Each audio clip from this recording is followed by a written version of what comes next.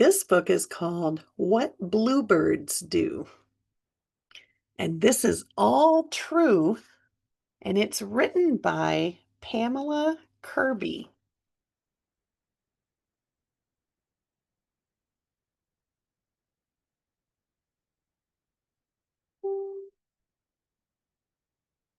This is a story of a pair of eastern bluebirds that built a nest in my backyard.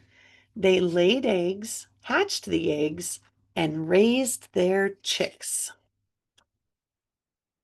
The male bluebird, the dad, is bright blue on his head, back, and wings and tail with a rusty chest and white underbelly. The female bluebird, the mom, has a pale blue head and back with lighter blue wings and tail and a lighter rusty chest. Her dull colors help her and her chicks blend with the trees and bushes where they hide from predators. There are other bluebirds. They look different from the bluebird. One bird is called the indigo bunting. It has a mixture of blues all over with black on its wings, and it has a gray beak. Another bluebird is called a blue jay. It is bigger than the bluebird and it has a pointed crest on its head like a cap and a different pattern on its body. In the springtime, the bluebirds met. The male wanted the female to be its mate. He would wave his wings as he sang to her. The bluebird held a worm in his beak and sang at the same time. The male often gave food to the female as a gift. The bluebirds mated, and then they needed to find a place to build a nest. Bluebirds are cavity nesters.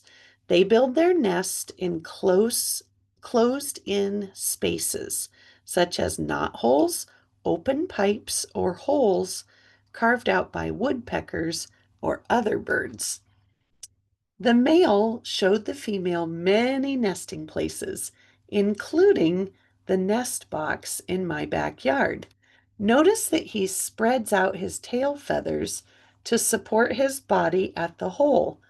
The female chose my nest box built just for bluebirds.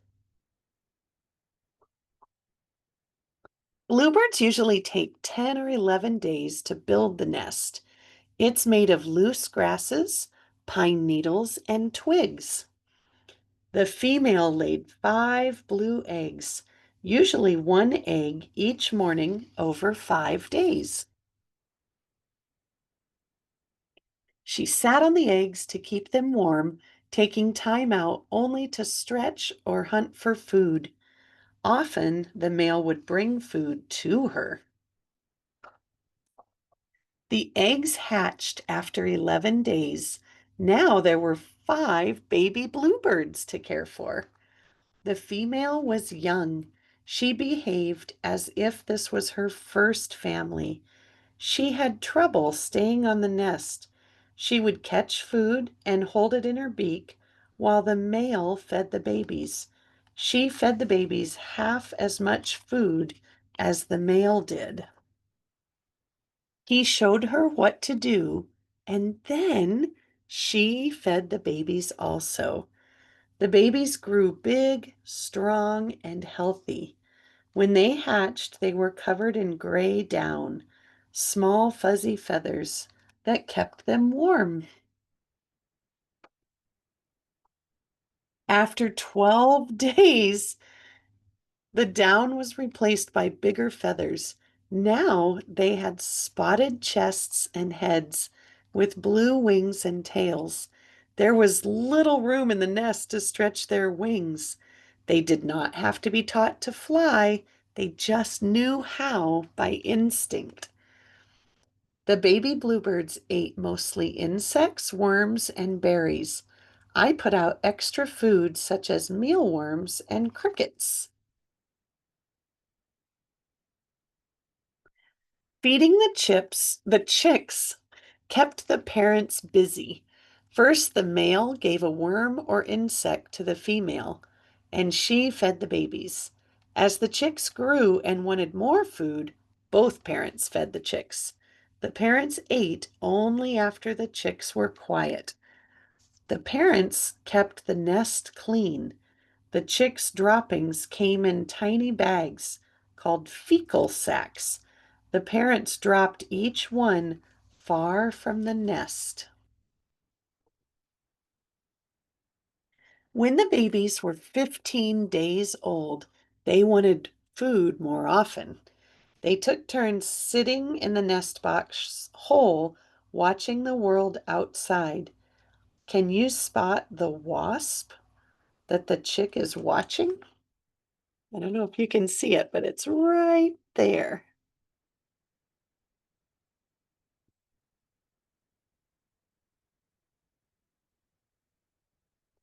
The chicks became more restless and they called to their parents. See the feathers fluffed in his neck? He can call without opening his beak, like this. Can you try that? The parents sat in the trees nearby. They began to lure the chicks from the box by bringing them less food. The chicks sat in the hole and called for something to eat. Sometimes they called with their beaks closed, and sometimes they just begged with their beaks wide open. Finally, the chicks left the nest. One by one, they stood at the edge of the hole, and with a burst of speed, they jumped out of the nest.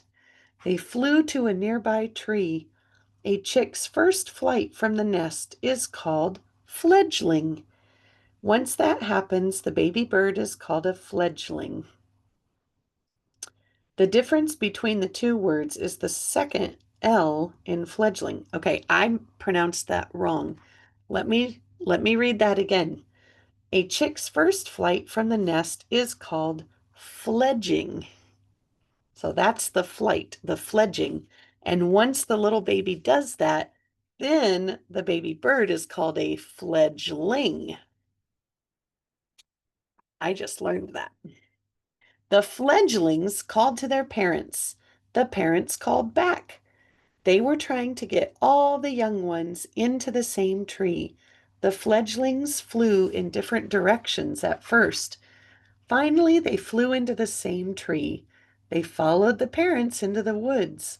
There, they would learn to take care of themselves.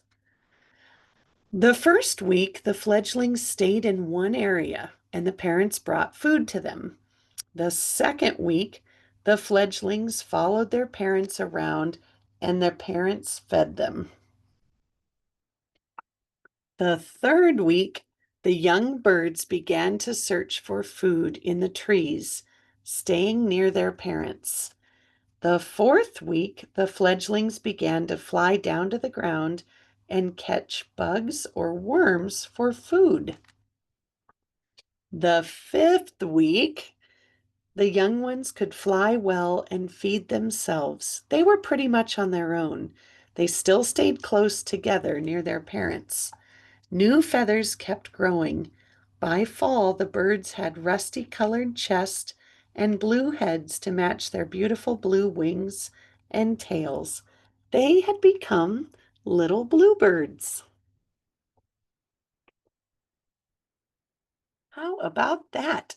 So, three bluebirds. We have the eastern bluebird, the mountain bluebird, and the western bluebird. And these are more pictures of bluebirds throughout the year. Pretty amazing. Would you like to build a bluebird house in your yard? Look at that. He's turning his neck. Pretty cool. Have a good day.